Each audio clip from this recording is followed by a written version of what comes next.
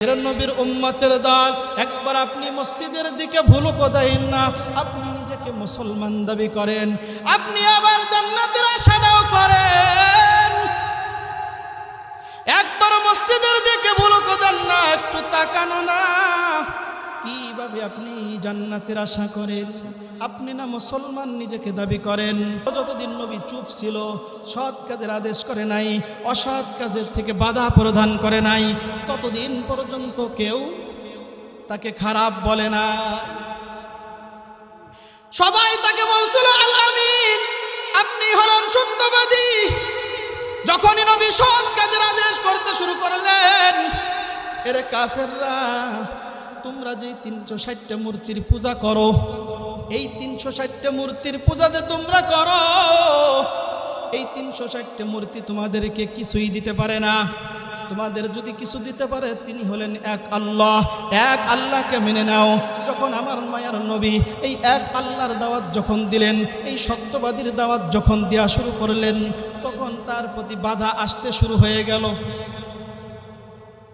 এমনকি নবীজির চাচার কাছে এসে কাফেররা অফার করলো, হে আবু তালেব, আপনার ভাতিজাকে বুঝান, আপনার ভাতিজাকে বুঝান, আপনার ভাতিজা যদি চায় আমরা তাকে এরকম ভাবে, যদি সে চায় মক্কার সে নিতে হবে, যদি সে চায় এই মক্কার ভিতরে সুন্দরী নারী যে আছে, সুন্দরী নারী যে আছে, তাকে যদি চাই আমরা তার স্ত্রী বানায় দিব, সুন্দরী নারী আইনা দিব, যত টাকা চাই সব দিব, কিন্তু আপনার ভাতিজাকে বুঝান সে যেন এরকম ভাবে আমাদের খোদাকে অপমান না করে, এক খোদার কথা যেন না বলে। আমার নবীজি যখন দাওয়াত দিয়ে ঘরে যখন ফিরে আসলেন, ঘরে ফিরে আসার পর তখন নবীজিকে ডাক দিয়ে বলতেছেন তার চাচা, হে মুহাম্মদ,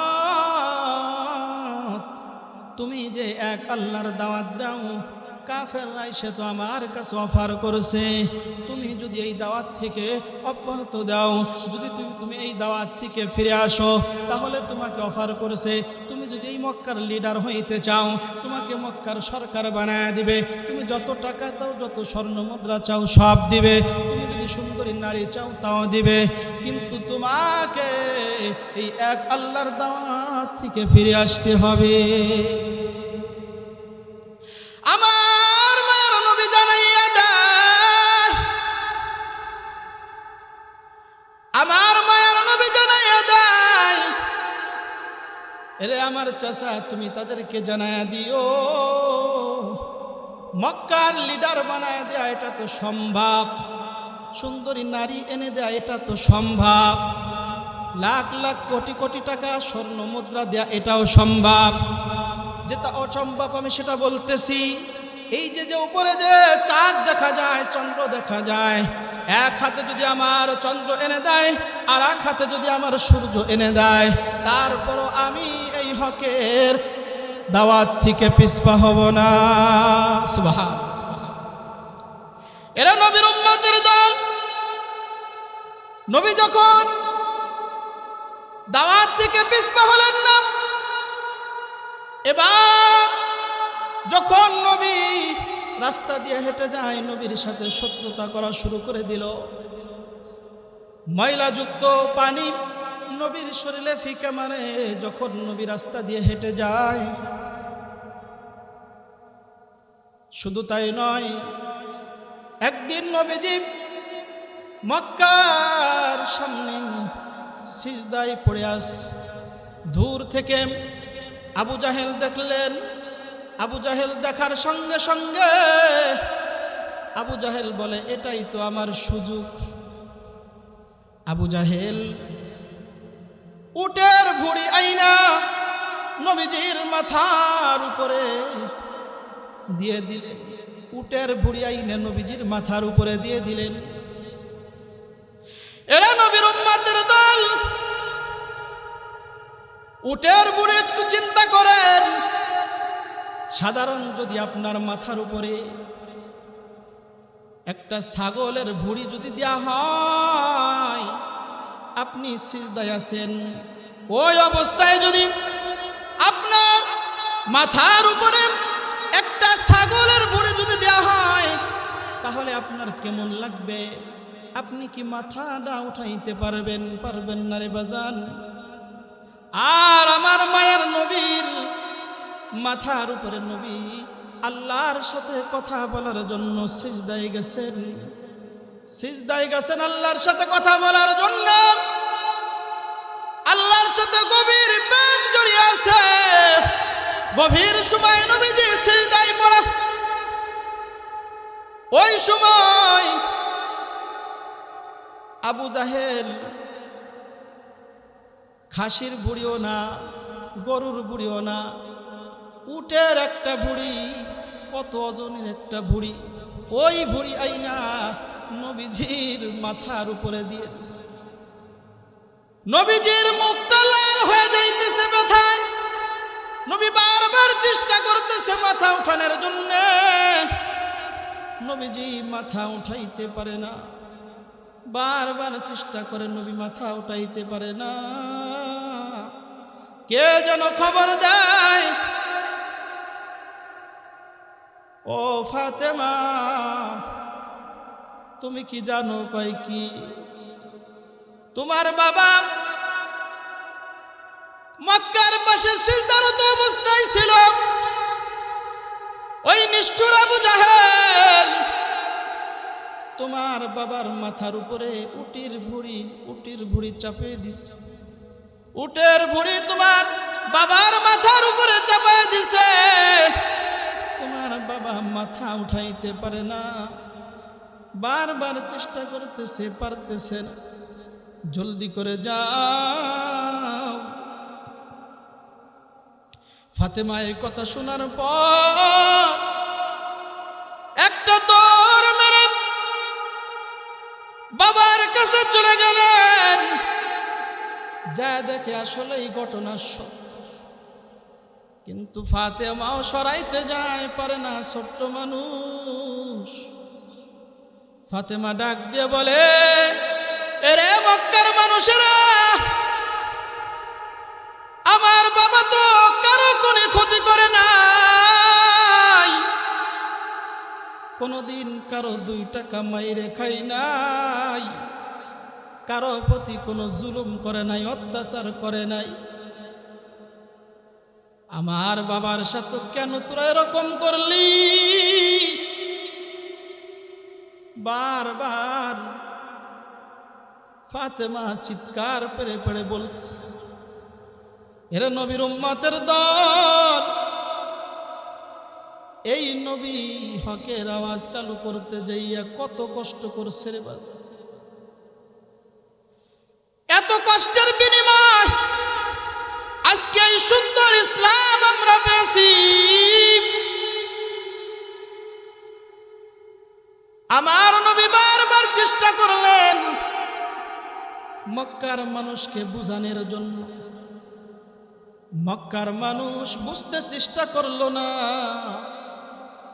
আমার মায়ের নবী তখন চিন্তা করলেন, যায় দেখি আমি ছোটবেলায় যেখানে লালিত পালিত হয়েছি,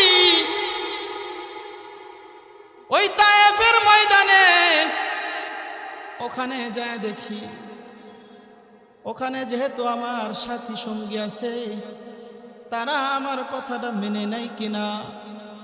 আমার নবী বুক ভরা আশা নিয়ে মক্কা থেকে তায়েফের দিকে রওনা করলেন।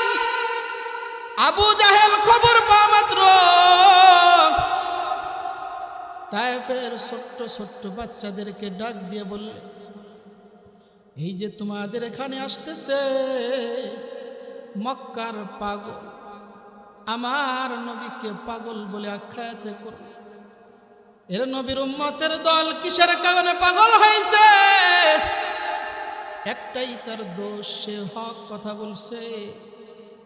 একটাই দোষ, তার হক কথা বলার কারণ। আজ যারা এই হকের কথা বলে, তাদেরকে মৌলবাদী বলে গালি দেয়, জঙ্গিবাদী বলে গালি দেয়, তাদের নাম ভাঙ্গায় বলে এরা নবীর উম্মতের দল। আমার মায়ের নবীকে পাগল বলে আখ্যায়িত করলো। তায়েফের ওই ছোট্ট ছোট্ট বাচ্চারা, ছোট্ট ছোট্ট বাচ্চারা, তায়েফের ময়দানের ওই ছোট্ট ছোট্ট বাচ্চারা তাদের হাতে পাথর দিয়ে দিলেন।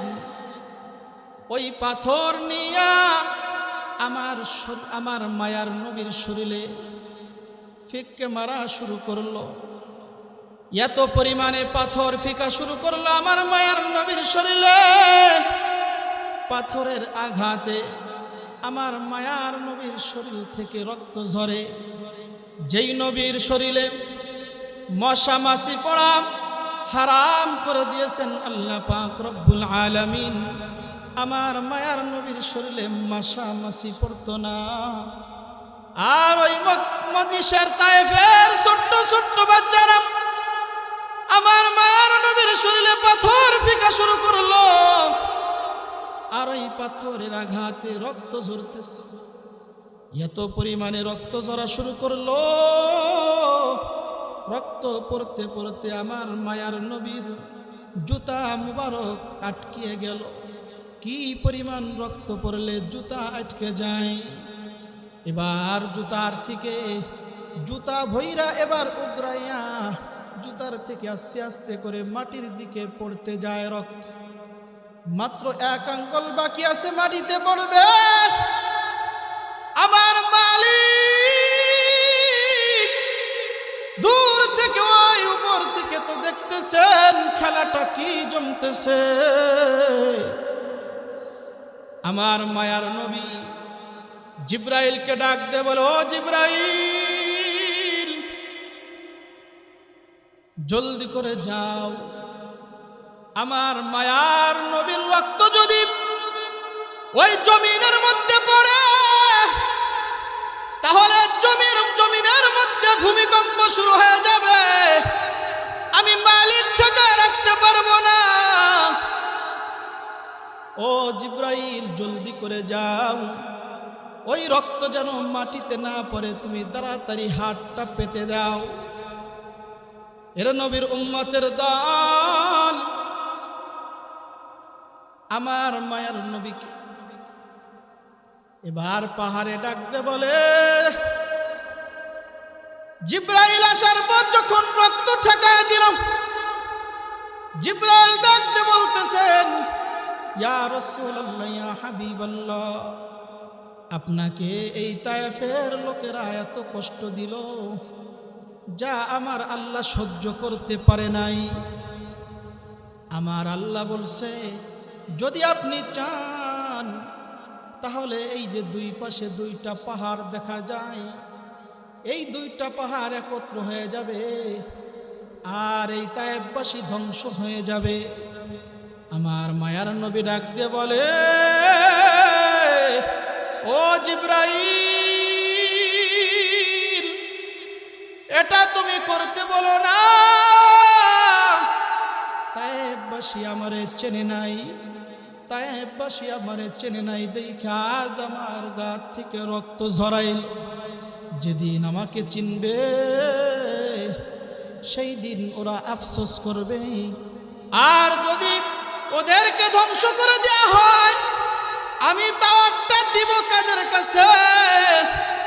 এরে নবীর উম্মতের দল, এত আঘাত খাওয়ার পর আমার মায়ার নবী আমাদের জন্য বরদোয়া করেন নাই, আমাদের ধ্বংসের দোয়া করেন নাই। এর নবীর উম্মতের দল আজকের আলেম উলামা কাদের জন্য বরদোয়া করে না, সবার জন্যই হিদায়াতের দোয়া করে। যারা ভুল পথে আছে তাদেরকে বুঝানোর জন্য পা ধরে ধরে বলে, কিন্তু অনেকেই রাগ হয়ে যায়। এরে বাজান, রাগের জন্য তো কথাগুলো বলা হয় না। ও বাজান, আপনি একটু চিন্তা করে দেখেন আপনার কিভাবে চলার দরকার ছিল আর আপনি কিভাবে চলতেছেন। একটু বালিশের সাথে মাথা লাগায় একটু চিন্তা কইরেন, একটু ভাইবেন।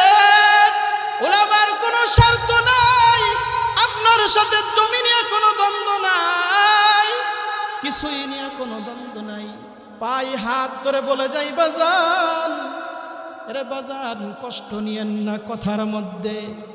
এই যে দীর্ঘ সময় কথা বললাম, যদি কেউ আঘাত পেয়ে থাকেন ক্ষমার দৃষ্টিতে দেখবেন রে বাজান।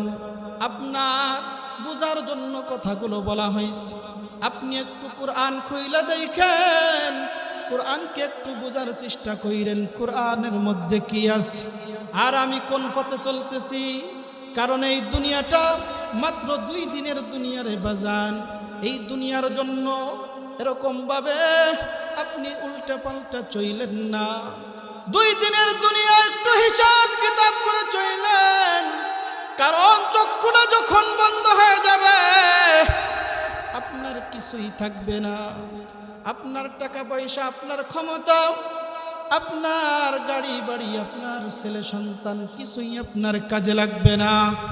আপনার যদি কাজে লাগে একমাত্র আপনার কোরআন কাজে লাগবে, যদি আপনি কোরআন মতো চলেন, কোরআনটা যদি পড়তে পারেন এবং কোরআনকে মহাব্বত করেন। এরা নবীর উম্মতের দল। যখন আপনি কবরের মধ্যে ঢুকে যাবেন সব আপনার পর হয়ে যাবে। আর যদি আপনার কোরআনের সাথে সম্পর্ক থাকে, ওই কোরআন আপনার জন্য সুপারিশ করবে, বলবে এই লোকটা কোরআনকে বড় মহাব্বত করত, এই লোকটা কোরআনকে বড় ভালোবাসত, কোরআন অনুযায়ী জীবন গঠন করার চেষ্টা করত, এই লোকটাকে আপনি মাফ করে দেন। কোরআন আপনার পক্ষে সুপারিশ করবে, বলবে একে যদি আপনি জান্নাতে না দেন আমি কোরআনও জান্নাতে যাব না। এরা নবীর উম্মতের দল। কোরআন তো জান্নাতে যাবেই যাবে, আপনাকে সাথে নিয়ে জান্নাতে যাবে। এই জন্য আমাদেরকে ওই কোরআনের সাথে সম্পর্ক রাখতে হবে, হাদিসের সাথে সম্পর্ক রাখতে হবে।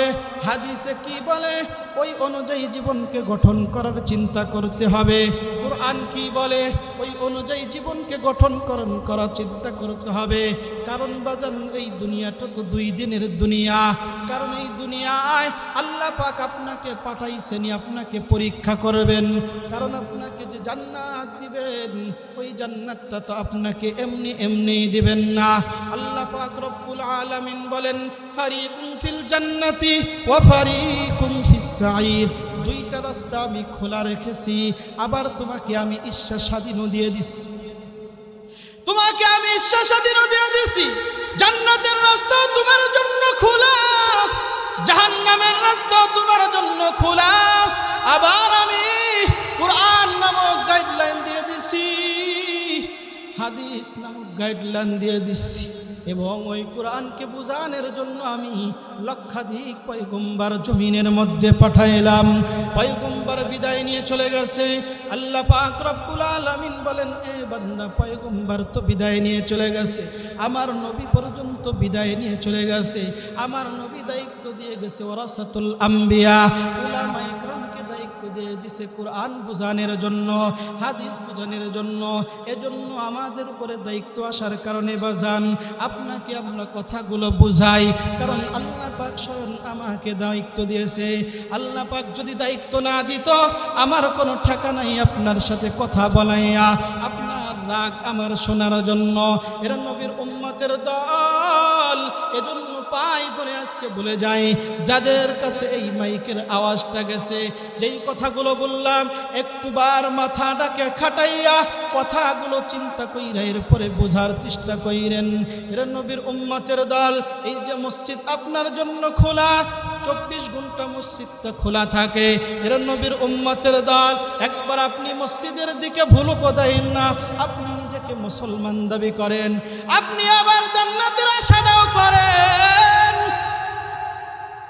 একবার মসজিদের দিকে ভুলুকও দেন না, একটু তাকানো না। কিভাবে আপনি জান্নাতের আশা করেন? আপনি না মুসলমান নিজেকে দাবি করেন। অনেক কাফেররা মুসলমান হইয়া আজকে নবমুসলিম হইয়া কোরআন বুইজা হাদিস বুইজা তারা আফসোস করে। কয় কিছু কিছু মুসলমানের দিকে তাকাইলে আমার আফসোস হয়, আমরা কত কষ্ট কইরা আমরা সব কিছু অপেক্ষা করি না, আমরা এই ইসলাম ধর্মটাকে গ্রহণ করলাম। এই ইসলাম ধর্ম কোরআন আমরা পইরা, কোরআন বুঝার কারণে চোখ দিয়া পানি ছাইরা দিয়া বাপ ত্যাগ করলাম, মা ত্যাগ করলাম, আর লাখ লাখ টাকার সম্পদ ত্যাগ করলাম। এরপরে আমি ইসলাম ধরে নিলাম। এ বাজান, তুমি একবারে সহজ ইসলামটা পেয়ে গেছো। আপনার বাবা মুসলমান, আপনিও মুসলমান, সেই শর্তে মুসলমান হইছেন। বুঝেন না যে ইসলামটা কত কষ্টের ইসলাম, কত কষ্টের বিনিময় ইসলাম আসছে। যারাও আজ এরকমভাবে কষ্ট কইরা মুসলমান হইতেছে, তাদের কাছে একটু চিন্তা করে, তাদের কাছে একটু জিজ্ঞাসা করে দেখেন কত কষ্টের বিনিময় এই ইসলাম গ্রহণ করলো। সে হিন্দু থেকে, কাফের থেকে এবং খ্রিস্টান থেকে, প্রত্যেক নিয়ত কত খ্রিস্টান, কত হিন্দু, কত বৌদ্ধ মুসলমান হইতেছে। আর তুমি ইসলাম পাওয়ার পর, রেডিমেড ইসলাম পাওয়ার পরেও তুমি মানতে চাও না। তোমাকে বারবার বুঝাইতে হয়, আর বুঝাইলে পরে তুমি রাগ হও। ও বাজান, একটু মাথাটা খাটাও। তোমার ইসলামকে সে গ্রহণ করতেছে, আর তুমি ইসলামের মধ্যে থাইকা তুমি ইসলামের বিরোধিতা করতেছ। আল্লাহ পাক আমাদের সকলকে কথাগুলো বুঝা এবং আমল করা তৌফিক দান করুন। আমিন। আখির দাওয়ানা আলহামদুলিল্লাহি রাব্বিল আলামিন।